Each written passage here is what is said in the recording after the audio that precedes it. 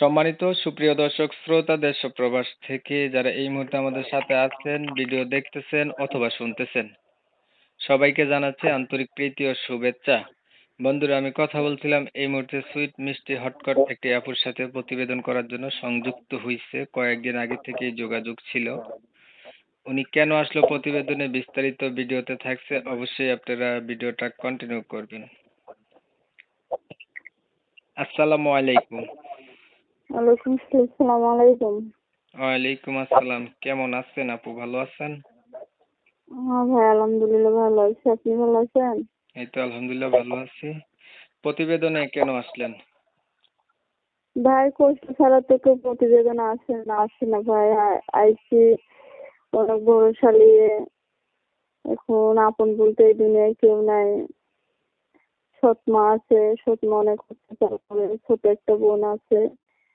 এখন কোনো ভাই যদি পাশে থাকে, সহযোগিতা করে মনের মতন হলে ভালো মতন, সে যদি আমার পুরো দায়িত্ব নয়, বিয়ে শাদী করে তো তার কাছে আমি বিয়ে বসবো।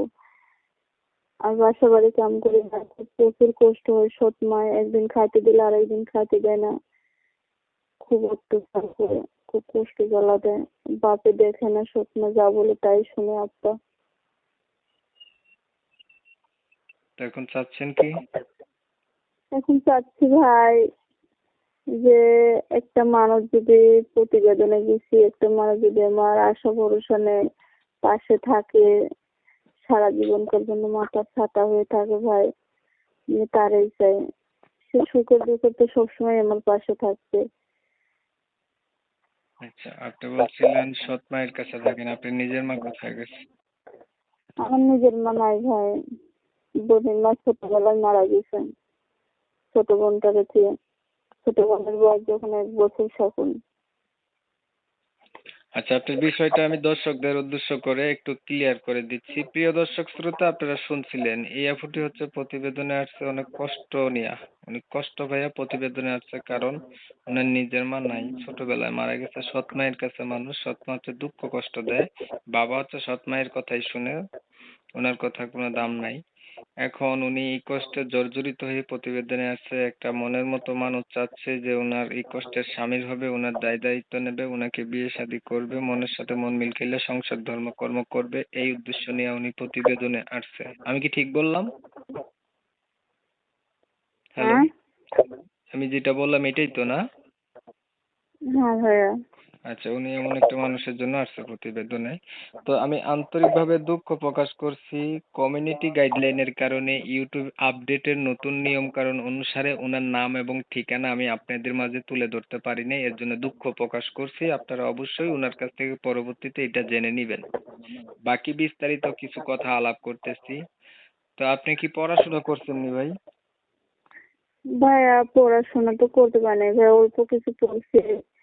9 পর্যন্ত পড়ছি, তার পড়াশোনা করতে পারি নাই ভাই। ছোট মাইকে আর পড়াশোনা করায়। ছোট হুম, বোনটারে মাদ্রাসা পড়ানোর খুব ইচ্ছা ছিল। হুম। এখন নিজের মা হলে সবকিছুই নিত, বাবা দেখে না।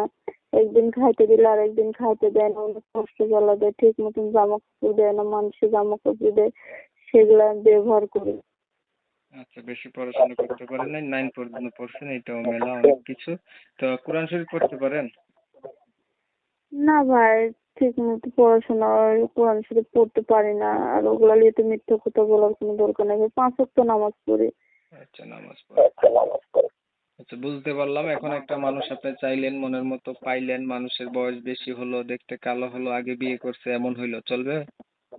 শোনো ভাই, কালো সেটা আবার ভাগ্য।